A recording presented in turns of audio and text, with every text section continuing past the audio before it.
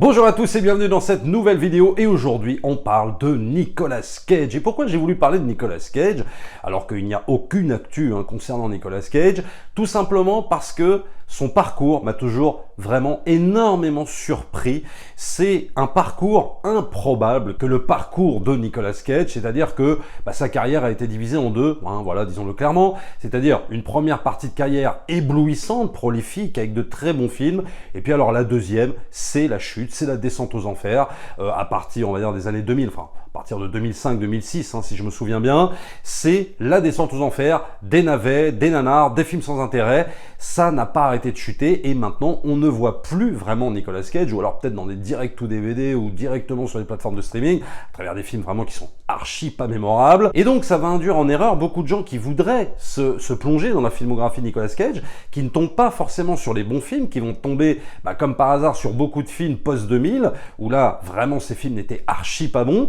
Et le truc c'est qu'ils vont dire ah bah ouais non mais Nicolas Cage laisse tomber, c'est un acteur pourri, il fait que des films de merde et tout ça, alors que la première partie de sa carrière était juste incroyable. Et donc cette vidéo va servir entre autres à ça, pour ceux qui connaissent déjà Nicolas Cage, et on va parler de 4 films pour ceux qui connaissent. Et donc pour ceux qui connaissent pas Nicolas Cage, je vais vous présenter 4 films dans cette vidéo. Évidemment je peux pas tous les citer, bien sûr, mais 4 films qui me semblent assez importants pour comprendre l'univers de Nicolas Cage et surtout comprendre pourquoi c'était un excellent acteur. Alors on commence tout de suite par le premier. Plan B. Let's just kill each other. Volte-face, réalisé par John Woo. Alors Volte-face, c'est le 3e film américain de John Woo. Alors bien sûr, moi je préfère sa période hongkongaise, évidemment, mais disons qu'à Hollywood, ce que je vais retenir vraiment de John Woo, c'est ce film-là, Volte-face, avec donc John Travolta et Nicolas Cage. John Travolta dans le rôle du gentil flic qui doit arrêter le méchant terroriste Nicolas Cage. Et l'intérêt du film, c'est qu'à un moment donné, ils vont devoir changer de peau l'un et l'autre.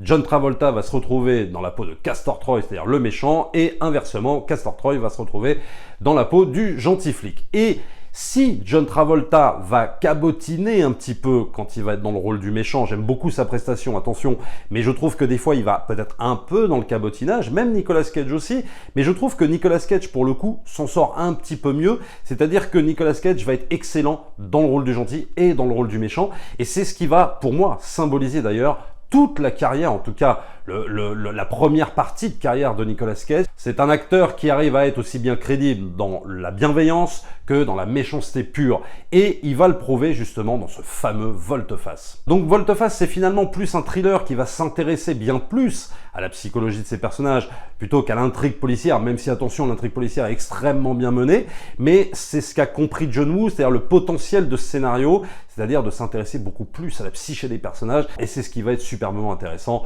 dans ce Volte-face, c'est ce qui va en constituer, à mon sens, réellement le véritable intérêt. Et même si évidemment il y a beaucoup de facilité scénaristique, des grosses ficelles, disons-le, mais on pardonnerait tout à Volte-face tellement c'est bien mené, tellement c'est un film qui ne s'excuse pas de ce qu'il est, un film totalement décomplexé, c'est-à-dire que John Woo va prendre tout le savoir-faire, tout ce qu'il a fait à Hong Kong avec à toute épreuve, une balle dans la tête, etc. et il va le ramener à Hollywood en étant évidemment un peu moins subversif qu'en Chine, mais il va quand même réussir à imposer sa patte à Hollywood et surtout dans ce film-là, il va imposer tout son savoir-faire. Donc évidemment, Volte-face pour moi c'est vraiment un must si vous voulez voir en tout cas un bon film de John Woo américain. Donc Volte-face reste un film nerveux, efficace, avec un Nicolas Cage vraiment impressionnant. Et Nicolas Cage balance beaucoup niveau jeu d'acteur, même si pour moi c'est pas encore son meilleur rôle, mais en tout cas dans le thriller d'action typiquement hollywoodien, il s'y révèle extrêmement efficace. Deuxième film de cette sélection. Looks like I'm with the right girl. Leaving Las Vegas. Leaving Las Vegas, réalisé par Mike Figgis. Et là, autant vous dire tout de suite, pour moi, c'est le meilleur rôle de Nicolas Cage. Alors oui, il a obtenu un Oscar pour ce rôle, je crois que c'est d'ailleurs le seul Oscar de sa carrière, mais même s'il n'avait pas obtenu d'Oscar, je vous dirais quand même que Leaving Las Vegas, c'est clairement le meilleur rôle de Nicolas Cage. Alors, qu'est-ce que raconte Leaving Las Vegas? L'histoire d'un scénariste alcoolique, mais alors attention, alcoolique extrêmement avancé, qui va même se suicider à l'alcool, qui a envie de se suicider à l'alcool, qui part pour Las Vegas et qui rencontre une prostituée superbement interprétée par Elisabeth Chou, là, qui change carrément de registre, et les deux vont tomber amoureux et on va avoir droit à une véritable romance. Mais attention, pas n'importe quelle romance. C'est un film où les perdus, les laissés pour compte, ont le droit de s'aimer, et c'est là-dessus que Mike Figgis va axer toute son histoire. Et tu as dans ce Living Las Vegas des scènes totalement improbables, avec une Elizabeth Shue qui va raconter tout ce qu'elle vit en tant que prostituée, comme ça, limite presque face caméra. C'est juste des fois très gênant. Et puis même voir la descente aux enfers du personnage interprété par Nicolas Cage, mais c'est d'une telle vérité que des fois, oui, ça en est presque gênant pour le spectateur. C'est-à-dire que c'est un film qui va mélanger admirablement bien la romance pure et la descente aux enfers. C'est un film qui raconte l'alcoolisme, la prostitution, en mélangeant également la romance. Et Mike Figgis arrive à mélanger ces deux choses totalement antinomiques, et il arrive à rendre le tout extrêmement crédible. Donc, c'est déchirant, c'est touchant, c'est beau, c'est dur, c'est violent, c'est un film glauque, vraiment. C'est pas un film évident, c'est-à-dire qu'on n'est pas dans un Requiem for a Dream de Darren Aronofsky, c'est-à-dire à la limite de l'insupportable, mais c'est vrai que voir la prestation de Nicolas Cage aussi criante de vérité, oui, des fois, est extrêmement gênante, mais c'est là où on se rend compte de tout le potentiel de l'acteur de Nicolas Cage. Et je crois même qu'il a été totalement bourré pendant tout le tournage, il s'est vraiment mis complètement dans la peau de ce personnage, et il s'est investi totalement, hein. Il était devenu totalement, je crois, alcoolique pour incarner ce personnage, et on le voit vraiment à l'écran, c'est super impressionnant. Donc Living Las Vegas, c'est un film sur l'autodestruction, en même temps également sur deux personnes qui essayent de se reconstruire, mais qui n'y arriveront jamais, et à la limite, c'est pas le but, si tu veux, du film de Mike Figgis. Le but n'est pas que ça se termine en happy end et tout ça, le but est de vraiment faire un film ultra réaliste sur l'alcoolisme, sur la prostitution. C'est un film hyper intéressant, c'est un film qui n'oublie pas aussi de faire du cinéma. Un film avec de très beaux plans, vraiment, des beaux plans de cinéma. Moi, j'ai encore beaucoup d'images en tête de Living Las Vegas. On va avoir aussi une BO très jazzy, une BO avec du piano assez mélancolique. Je vous dis, ce film, c'est indescriptible. Il faut vraiment le voir. Si vous voulez découvrir Nicolas Cage, c'est peut-être le film par lequel il faut commencer pour vous montrer d'entrée de jeu qu'est-ce que peut faire Nicolas Cage en tant qu'acteur. Et je peux vous dire que vous allez vous prendre une sacrée gifle. Tellement le mec est investi dans son rôle. Je vous dis, c'en est presque gênant. Mais il faut absolument voir ce film. Living Las Vegas, deuxième film de cette sélection. Troisième film de cette sélection. The only question is, how do we earn the other 11?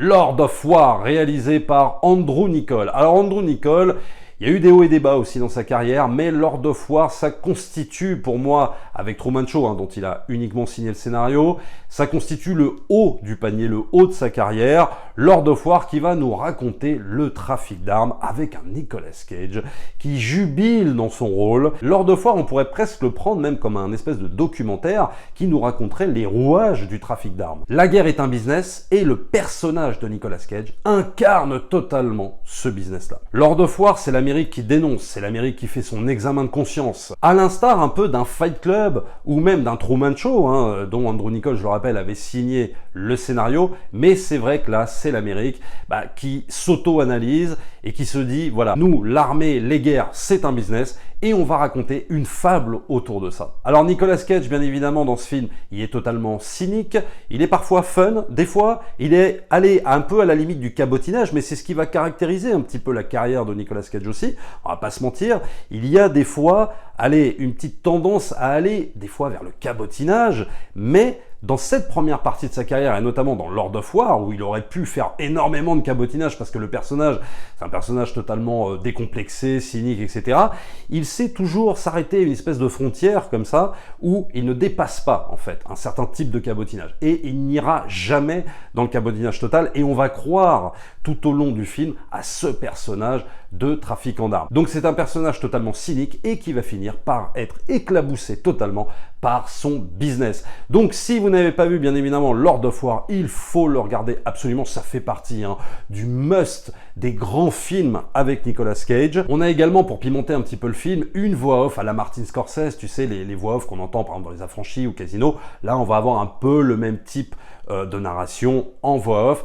Ça donne du rythme, ça donne de la personnalité au film, on est encore plus plongé dans le film, et vraiment ne loupez pas, il y a également Jared Leto exceptionnel dans ce film également, donc ne loupez pas Lord of War, c'est un film, c'est un must avec Nicolas Cage, et clairement un des meilleurs films d'Andrew Niccol, avec par exemple également Bienvenue à Gattaca. Quatrième film de cette sélection, Nicolas Cage, Meg Ryan, City of Angels. La Cité des Anges. Alors La Cité des Anges, oui, c'est pas le meilleur film avec Nicolas Cage parce que par exemple j'aurais pu parler des Associés de Ridley Scott, j'aurais pu parler de Sailor et Lula de David Lynch, mais j'ai choisi La Cité des Anges pour vous montrer tout l'étendue du jeu d'acteur de Nicolas Cage. C'est un film qui est un remake en fait des Ailes du désir de Wim Wenders. Alors attention, on se calme tout de suite parce que ce n'est pas véritablement un véritable remake américain, puisqu'on va prendre l'argument de départ en fait des Ailes du désir, les anges parmi les humains, mais on va rester sur cet argument de départ et finalement dans La Cité des Anges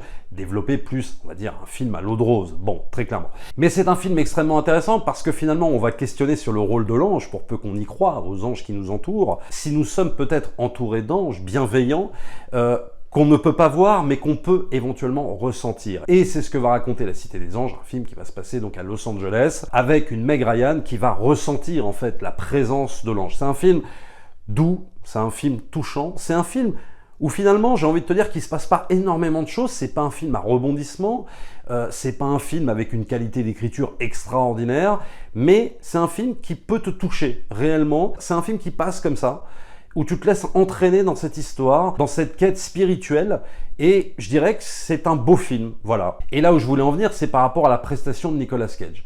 Là, il nous montre réellement qu'il peut être aussi ce personnage totalement bienveillant, où tu as l'impression que la vie ne l'a pas abîmé, ça se voit sur son visage. C'est quand même extraordinaire. Je crois qu'à l'époque, peut-être qu'il a entre 35 et 40 ans, à l'époque, il tourne ce film, et il n'y a rien qui l'a abîmé. Et c'est extraordinaire parce que ça, c'est de la prestation d'acteur. Ça, c'est savoir se fondre dans un rôle, c'est-à-dire ne pas laisser transparaître les douleurs de la vie, ton visage marqué, les choses de la vie qui vont te marquer, même au niveau de ton propre visage. Bah lui, il les a totalement gommés, effacés, et tout ça sans délire numérique, juste lui, par son jeu d'acteur. Et sa bienveillance, elle est juste mais hallucinante quand par exemple tu l'as vu dans Volte-Face, quand par exemple tu l'as vu dans des rôles où il joue, je sais pas moi, des rôles de racailles ou des rôles de méchants ou des rôles de bad boys, parce que Nicolas Cage il représente aussi ça. Il représente le mauvais garçon, il représente le mec pas fréquentable et tout ça. Et là, dans La Cité des Anges, bah, il représente un ange. C'est-à-dire que son rôle d'ange, tu y crois à fond. T'as vraiment l'impression que Nicolas Cage a été un ange dans une autre vie, quoi. Il n'y a pas de doute là-dessus. Et c'est pour ça que, pour moi, ce film vaut plus le coup, si tu veux, pour la prestation de Nicolas Cage, peut-être plus que pour le film en lui-même. C'est pas un mauvais film.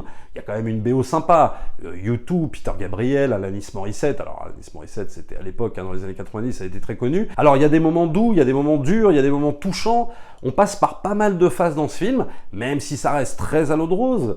Mais c'est un film agréable, voilà, une belle romance. Et c'est pour ça que je vous recommanderais La Cité des Anges. Si vous ne connaissez pas bien le talent d'acteur de Nicolas Cage et qu'est-ce qu'il est capable de faire, regardez La Cité des Anges, vous allez voir, son jeu d'acteur est super, super impressionnant. Voilà en gros les 4 films que j'ai choisis. Ça me paraissait assez honnête de vous parler de ces 4 films pour bien rentrer finalement dans l'univers de Nicolas Cage. Quelle différence de jeu d'acteur il a pu apporter tout au long de cette première partie de carrière. Et là on voit l'étendue en fait de son jeu d'acteur, de tout son talent. Et c'est là où on se demande vraiment comment Nicolas Cage a pu finir de cette façon-là. Est-ce qu'il a changé d'agent? Alors, il me semble qu'il a quand même rebondi avec un film qui s'appelait Joe, où il était assez touchant quand même, faut bien le dire. Mais après, il repart dans les nanars, dans les machins improbables. On le voit même plus, en fait, Nicolas Cage. C'est ça qui est dommage. Alors, il y a plein de films dont j'aurais pu parler. Je vous ai dit, Les Associés, Sailor et Lula, peut-être même quelque part World Trade Center, qui n'est pas un excellent film, mais lui, excellent, bien évidemment. Family Man de Brett Ratner, que moi j'aime beaucoup, une comédie un peu à la Capra que j'aime beaucoup et il y est très touchant également. The Rock avec Michael Bay, tout un tas de films comme ça dans sa première partie de carrière qui est juste phénoménal. Il a eu une carrière de dingue, Nicolas Cage. Il y a aussi Les Ailes de l'Enfer en mode film d'action, Red Rock West, donc plein de films comme ça qui ont jalonné toute sa première partie de carrière et après ça a été la chute, c'est dommage. Espérons qu'un jour il puisse revenir à des grands films, à des films qu'il a pu faire comme dans sa première partie de carrière. Ce serait bien de pouvoir le revoir quand même dans des grands films, le Nicolas Cage, parce qu'il nous manque vraiment clairement, il nous manque un acteur là de cet acabit. C'est peut-être, après les De Niro, les Al Pacino, bah Nicolas Cage c'était un peu pour moi la relève quoi. Et clairement bah, on n'a pas eu cette relève à cause des mauvais choix de films qu'il a fait. C'est dommage, voilà, mais n'hésitez pas à me dire dans les commentaires ce que vous avez pensé de ces 4 films. Si vous voulez conseiller aussi d'autres très bons films avec Nicolas Cage, n'hésitez pas, lâchez-vous totalement. Abonnez-vous à la chaîne, likez, partagez bien sûr. N'oubliez pas aussi de vous rendre sur le lien Utip pour soutenir la chaîne, c'est toujours très important. Et nous on se retrouve très vite pour une prochaine vidéo. Ciao.